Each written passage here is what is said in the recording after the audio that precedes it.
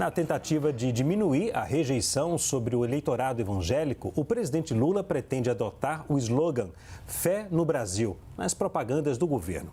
Segundo a apuração do âncora Gustavo Uribe, a ideia é que a frase seja vinculada a programas sociais e de infraestrutura, na tentativa de rebater críticas da oposição de que a gestão do PT não respeita o público religioso. O presidente, no entanto, não quer que o slogan seja associado a um grupo religioso, para evitar crítica de exploração política sobre um segmento. De acordo com assessores do governo, Lula considera que políticas para reduzir a desigualdade e promover a moradia são mais efetivas sobre o eleitorado religioso do que um discurso messiânico. Vamos ao debate. Caio, a mudança do slogan aproxima Lula dos evangélicos? Olá, Leandro. Olá, doutor Zé Eduardo. Saudações à nossa audiência. É claro que não. Bom, segundo reportagem especial do portal G1 Aspas, o governo Lula lançou uma campanha publicitária para tentar melhorar a popularidade do petista com viagens pelo país, inauguração de obras e aproximação ao eleitorado evangélico.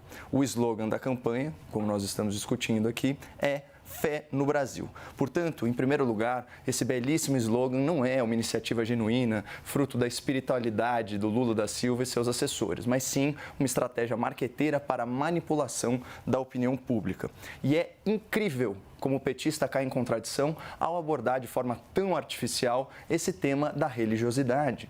Em seu discurso farisaísta, Lula afirmou que, aspas, ninguém pode utilizar o nome de Deus em vão como eles utilizam todo santo dia.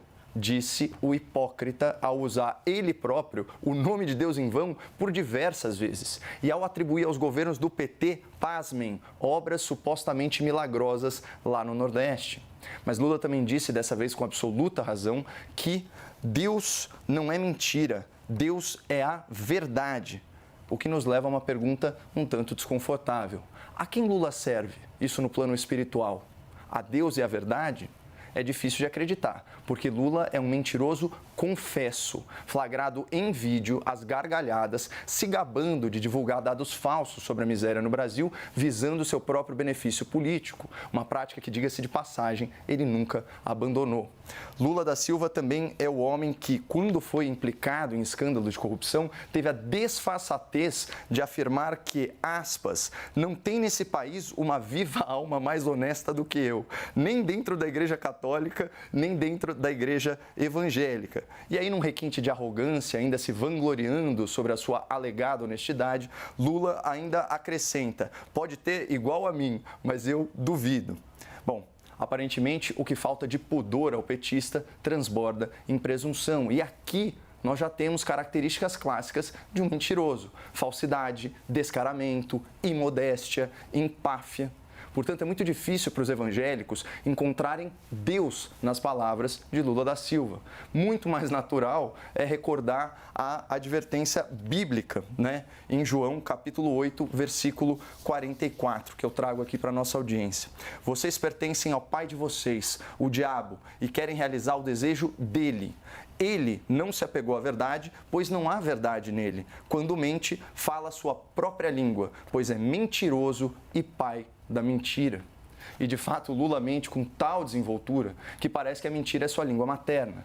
E não há campanha publicitária que consiga reverter essa percepção. Os evangélicos não vão se esquecer da militância do PT pela legalização das drogas e pela despenalização do tráfico. Os evangélicos que creem no dom divino do livre-arbítrio jamais vão aceitar a ideia de que o criminoso é uma vítima da sociedade, um coitado sem capacidade de fazer escolhas e responder por elas. Os evangélicos estão muito atentos aos movimentos da esquerda, inclusive nos tribunais, para relativizar o direito à vida, especialmente a vida inocente e indefesa em desenvolvimento no ventre. Olha só o Datafolha de 25 de março de 2024. Para 42%, a lei que define os casos de aborto deve continuar como está. Subtítulo: para 35%, deveria ser proibido em qualquer situação. Portanto, 8 em cada 10 brasileiros é totalmente contra o aborto ou defende a manutenção da atual legislação que autoriza a interrupção da gravidez nos casos de estupro, risco à saúde da mãe e inviabilidade do feto. Mas o que diz Lula da Silva quando ele excepcionalmente fala o que realmente pensa?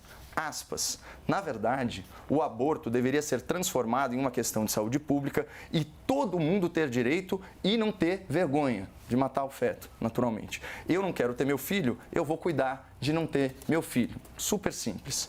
Bom, finalmente nós vemos aqui um pouco de verdade, mas não é uma verdade alinhada aos valores dos evangélicos, especialmente porque Lula defendeu o aborto livre financiado pelo Estado no contexto de controle de natalidade, o que, com todo respeito, torna essa fala asquerosa. Ainda assim, eu acredito que fé no Brasil é um excelente slogan e, nesse sentido, eu parabenizo o Lula. Ninguém deve perder a esperança e a fé de que o país sobreviverá a mais um governo do PT.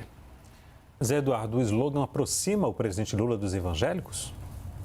Veja, em primeiro lugar, eu queria dizer, Leandro, o meu manifesto, o meu desconforto diante de palavras injuriosas dirigidas ao presidente da República. Eu acho que o debate ele pode ser feito com ideias, com críticas, e a utilização de adjetivos personalizados ao senhor presidente da República, aliás, a qualquer pessoa, ela não enobrece o diálogo. Eu acho que o diálogo, a reflexão precisa ser nobre, mesmo quando se critica. Claro? Então vai aqui o meu registro de desconforto. Eu não pretendo aprofundar esse ponto de vista, uma postura pessoal minha. Eu não injurio ninguém, eu não calunio ninguém em nenhuma situação em que eu discordo, por mais divergências que eu tenha. Onde o meu desconforto, faço aqui essa ressalva para seguir na reflexão da pergunta que nos foi apresentada. O que o governo especificamente pretende é algo que é inerente à atividade política bem exercida, ou seja, especialmente nos dias atuais, cada vez mais fazer a atividade política significa bem se comunicar, vencendo resistências para que as pessoas criticamente concordem ou discordem. Infelizmente, nós temos visto o carimbo da fé ser utilizado para rotular situações que apenas geram uma não reflexão. Por exemplo, vamos discutir o aborto? Vamos. A Igreja Católica também não defende o aborto. No entanto, é perfeitamente possível ter religiosos que gostam de Lula e que não gostam de Lula, evangélicos que gostam e que não gostam de Lula, e Lula não tem uma posição afirmada sobre isso. A que não seja a defesa do aborto legal, ao que sei.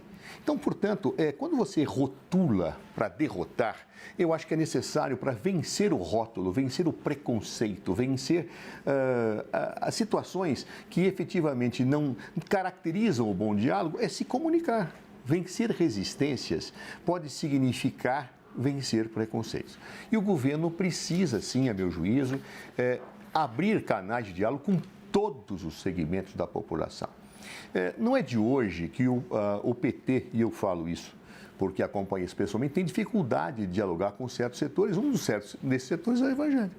Claro, me recordo da campanha de Dilma Rousseff, a primeira campanha, primeiro mandato, em que uma fake news pegou profundamente e nós tivemos que fazer um esforço muito grande para desmentir que Dilma não havia dito que tinha feito um pacto com o demônio para poder vencer as eleições, algo que era repetido no plano das fake news, que naquele momento, começo de tempos, começava a ganhar corpo e nós não tínhamos a dimensão do que seria isto e do que viria depois. Então, o governo precisa comunicar. Se evangélicos, católicos e quaisquer religiões vão concordar com a mensagem, vão simpatizar com a mensagem ou não do governo, do presidente da República, essa é uma questão que efetivamente depende de uma análise política que passa pelo crivo da consciência crítica de cada um e que tem que ser respeitado. O que nós não podemos concordar é com o rótulo, com o preconceito, com a dimensão de demonização de agentes políticos. Lula, ao que sei, nunca pretendeu que a sua palavra fosse vista como uma palavra de Deus, até porque o Estado é laico, né? O Estado é laico. Ele não tem uma dimensão de ser Messias, ou seja, a sua dimensão efetivamente é de ser um presidente da República que dialoga com todos os brasileiros. Então, é absolutamente normal que o governo procure se comunicar. Comunicação faz parte da realidade atual. Ou seja, a pior comunicação existe quando eu incentivo fake news, quando eu pratico a situação do rótulo, quando eu injurio, quando eu não trato das ideias e trato de atingir o mensageiro. Esse é um problema que nós temos no dia atual. Os debates, eles não visam o debate de ideias, eles visam atingir mensageiros. Acho isto péssimo do ponto de vista democrático. Claro, por quê? Porque quem atinge mensageiro para atingir a ideia, na verdade, não tem argumento para rebater a ideia. Ou seja, vamos falar das ideias em debate, não é? Ou seja, o PT tem coisa a comunicar aos evangélicos? Claro que tem. Tem preconceitos a vencer? Claro que tem. Vencerá preconceitos? Espero que sim. Todos os evangélicos vão então ver Lula como um Deus? Não, por favor, não. Vão interpretar razoavelmente o que se diz para concordar ou discordar, como fazem também os católicos, que concordam com pontos do governo e discordam de pontos do governo. Nós não podemos, pura e simplesmente, investir na religião carimbando-a numa perspectiva ideológica para utilizar a religião como massa de manobra política. Eu acho que os governos, tanto os governos como os setores partidários de oposição, têm o dever de abrir diálogo com todos os brasileiros. O governo tenta fazer isso num setor que, evidentemente, as pesquisas mostram ele tem dificuldade, talvez por ter se comunicado mal historicamente como força política. É hora de reverter isso. Nenhum problema nesta situação absolutamente normal do mundo da política democrática. Caio, o slogan pode agradar a base evangélica no Congresso? Como eu disse antes, o slogan ele é muito bom, né? Inclusive é uma característica do brasileiro, né? Eu sou brasileiro, não desisto nunca. Essa ideia da fé, essa ideia da esperança que tem uma raiz latina, que é spes, spargir. Então você semeia, né, na expectativa positiva de que aquilo germine. Então, eu acho que fé no Brasil é excepcional como slogan. Agora, se isso vai ser aceito pelo público evangélico, são outros 500, porque como eu descrevi, rebatendo a ideia, doutor Zé Eduardo, a hipocrisia salta aos olhos. Você não pode denunciar, né, o uso do nome de Deus em vão, usando o nome de Deus em vão. Assim, isso é elementar. E outra coisa, calúnia, eu não sei em que contexto isso pode ser enxergado na minha fala. Agora, tanto injúria quanto calúnia são crimes contra a honra. Então, se o presidente eventualmente se sentir ofendido, ele é convidado a procurar aí os tribunais para me processar. Eu vou ter muita facilidade de responder, porque ele está flagrado em vídeo, se gabando de mentir sobre os dados da miséria no Brasil, que foi o que eu descrevi na minha primeira fala. Ou seja, na verdade, o que eu estou fazendo? É a descrição de comportamento. E por que isso é tão importante? Porque, de forma reiterada, o presidente da República mente. Mente sobre os dados da miséria, mente sobre os dados da fome, descumpre promessa de campanha de que não vai nomear amigo, companheiro ou partidário para o Supremo Tribunal Federal, né? Então, existe aí substância no que eu estou criticando. Eu não estou aqui para dialogar com Lula mesmo, eu estou aqui para criticá-lo, sempre de forma fundamentada, respeitosa, de acordo com o texto da lei. Sobre a suposta fake news a qual você se referiu, Zé Eduardo, só para ilustrar um pouco melhor para o nosso telespectador, o que a Dilma disse, e aqui eu abro aspas, nós podemos fazer o diabo quando é hora da eleição.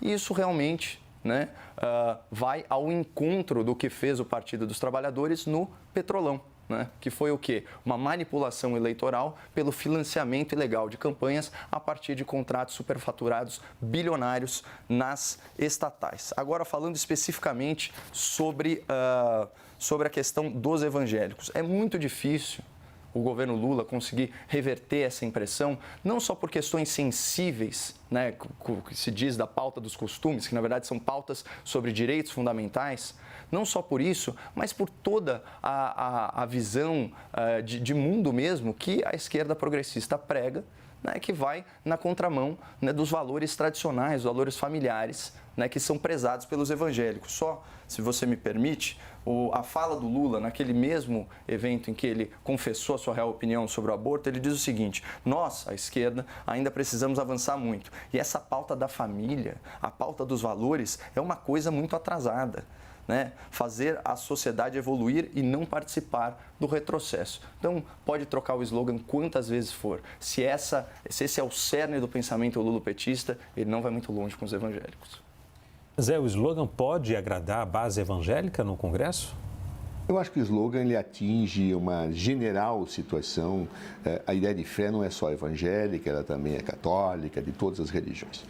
Apenas uma ressalva jurídica. Eu não acho que fatos, não dizer que alguém mente é injurioso, mas dizer que alguém é hipócrita é. Ou se você é hipócrita, ele é hipócrita. Isso é injúria. E injúria não admite exceção da verdade. O que o presidente da República faz em casos desse tipo não me compete dizer. Eu sei o que eu faria. Então, isso é um outro problema secundarizado. Eu não uso esse tipo de estratégia em debates. Eu prefiro debater as ideias. Eu preciso dizer, essa afirmação ela é inverdadeira, por isso, aquilo, chamar, qualificar pessoas em desabono na sua honra, não me agrada, mas é uma postura pessoal minha. Em segundo lugar, acho também que, relativamente a Dilma Rousseff, talvez eu tenha um pouco mais de credenciamento para dizer o que ela falou. Não falou porque eu era da coordenação da campanha na época, Caio. Eu sei o que foi inventado, o que foi divulgado, o que foi devido, o que foi indevido. Posso te mostrar todo o material sobre isso, inclusive, porque existiram publicações, fake news naquela campanha muito grandes, inclusive que Dilma Rousseff tinha participado de assaltos a bancos e um jornal, inclusive, veio pedir desculpas depois de ter divulgado isso. Então, eu acho que há que se tomar muito cuidado. Eu posso mostrar esse tipo de coisa a quem quer que seja, mas já foi mostrado na época, é só pesquisar com mais cuidado e sem fazer cortes seletivos naquilo que efetivamente foi afirmação e o que foi resposta e esclarecimento. Terceiro ponto que eu gostaria de dizer e afirmar. Lula é uma pessoa que tem grande sensibilidade, sabe como fazer e tem um problema pela frente. Ele precisa se comunicar com todos os setores dos brasileiros que efetivamente possam ter uma resistência a ele. São resistências fundadas, são infundadas? Vamos analisar. Muito do que existe hoje no universo brasileiro de não aceitação, eu não estou falando só de Lula, mas da política em geral, é preconceito. Preconceito destilado com ódio, preconceito de distorções, preconceitos de imagens falsamente divulgadas na internet, de falas distorcidas. Isto precisa ser esclarecido. Dizer que, por exemplo, Lula não tem uma dimensão na sua vida e religiosidade é um equívoco, basta conhecer a história de Lula. Ele, de fato, ele não é evangélico até onde sei, mas ele sempre foi uma pessoa muito ligada à religião. Isso é inequívoco, claro, é só ver a sua história. Ou seja, ele não é um ateu. E se fosse, também não haveria nenhum problema, porque ateus podem existir na democracia.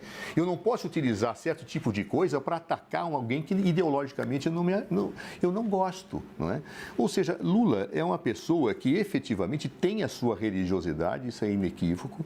É uma pessoa que tem dificuldade, não só ele, mas como todo o Partido dos Trabalhadores tem para se comunicar com evangélicos, embora existam muitos setores evangélicos petistas, eu conheço vários, que atuam, não são tão expressivos, talvez, não, mas em muitas campanhas outros setores aderiram a apoio ao Partido dos Trabalhadores. Eu presenciei muito isso ao longo da minha vida. Então, portanto, acho que o governo acerta em abrir esta comunicação e eu, pessoalmente, acho que, ao fazê-lo, o governo tem que colocar suas ideias a claro, combater as chamadas fake news e evitar a polarização político-ideológica que faz com que a religião seja utilizada para manipulação de mentes e de corações.